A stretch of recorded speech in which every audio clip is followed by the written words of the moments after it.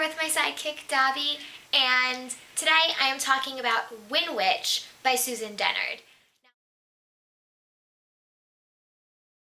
Now, I don't have a physical copy of this book because I wasn't obsessed with the first one. The first one in the series was Witch, also by Susan Dennard, and this one was about a girl who has the power to know when you're telling the truth or lying. I never quite understood how she knew, whether it worked the way you see like robots work, where like a flashing light would come up, lying, lying, lying.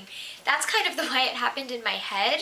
I don't know if it's just like a sense and she just knows in her gut, and for her that's like an official knowledge, but she knows.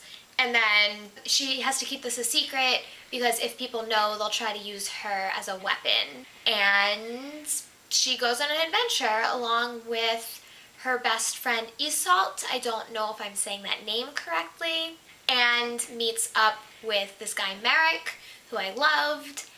And I'm not going to get into anything else because that's spoilers. The second book is obviously a continuation of their story. Apparently there are going to be 2 more books. And to keep the spoiler free, I'm just going to talk about my overall feelings about the book before I get into anything from the first or second book. I gave this book 3 stars. I think if I was rating it on a scale up to 100, it would probably be like a 75%. It has more redeeming qualities than some other books I've read recently and also given 3 stars to, though it also has some of the same problems, as I'm thinking of one book in particular that I recently read and had one of the same complaints about. Basically, the characters that I adored the relationship between in the first one aren't together throughout the second book. And the only reason I'm saying that this one was better is there was one building relationship that I was really able to catch on to, and it made me able to get through the book, whereas that wasn't the case as much in some other books I read. I'm not sure I can say anything else without getting into actual spoilers, so I'm going to do my spoiler warning now.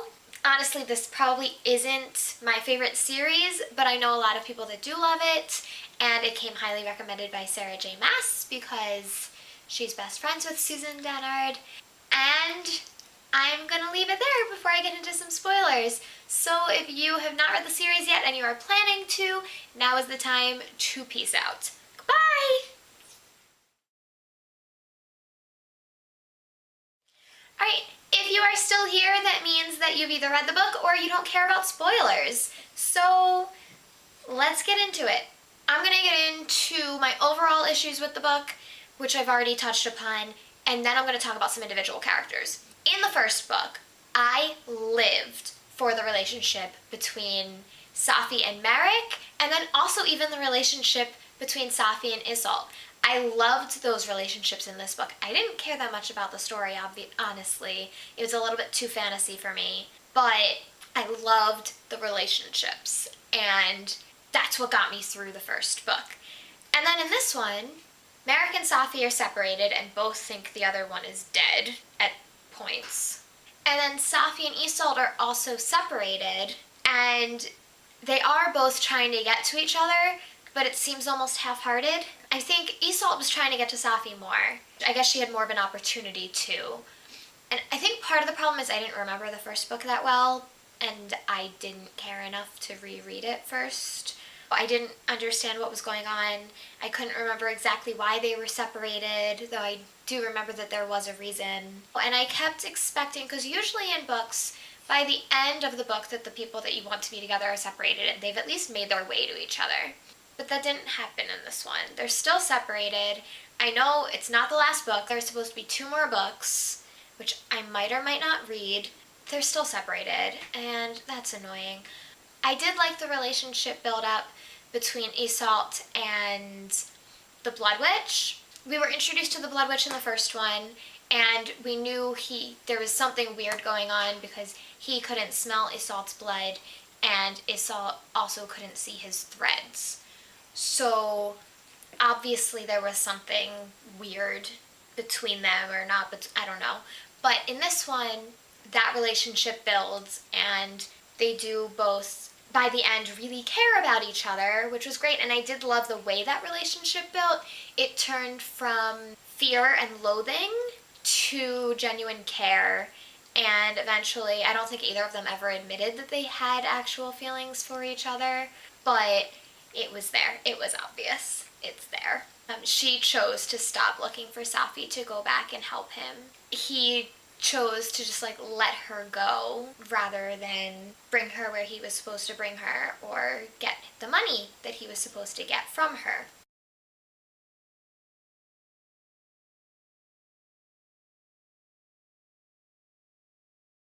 I want to talk about Cam. I honestly don't remember if Cam was in the first book or not, but I don't understand the importance of the girl-boy storyline there. Mostly because I don't understand what it was supposed to mean. Transsexuality is a big thing right now in society, and it's talked about more and more in literature, which is fantastic, but I couldn't tell if that's what was supposed to be happening here or not.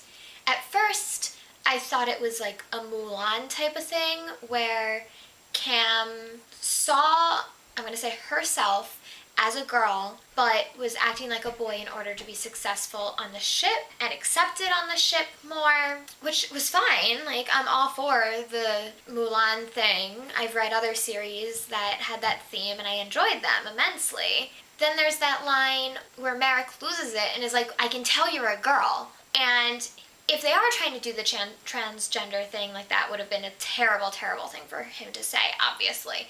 And the fact that her response was, you just don't get it. I'm like, well, I don't get it either. Where are we going with this? And then it was never fully discussed.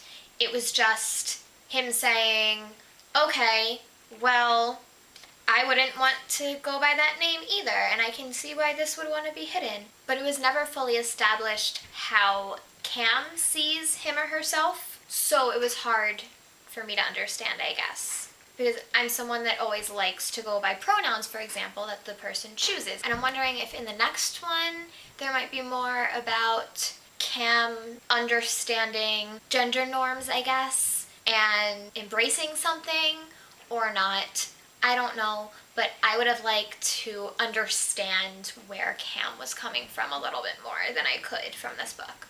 There were also a lot of things in this book that were really confusing. I was never sure who was alive or dead for one thing, or what it meant to be alive or dead. I'm all for like people that you're thinking are dead coming back, but it sounds like people actually died and came back, and they never fully explained how. And I assume that that's coming in the book because I don't think Merrick, who was the one that was following that storyline, fully understood it yet in this one, but I was just so confused. There were things happening that I just didn't understand, and they didn't feel like things that I wasn't supposed to understand yet. It just seemed really confusing. So half the time I was reading the book, I was like, I have no idea what's happening and why. In the past, I've always said I can't leave a series unfinished, but in 2016 I left 2 series unfinished, actually 4 at the moment, though 2 of them I do plan to continue reading at some point, maybe. And the other 2 I'm less sure about. Anyway, I'm getting off topic. I may or may not read the next book, I'm not sure. If I do, it probably won't be right away. I will probably wait for either the price to drop or for it to be the library. I'm not used to having not super, super positive reviews, but that's all I have to say for this one. If you liked this review, give me a thumbs up.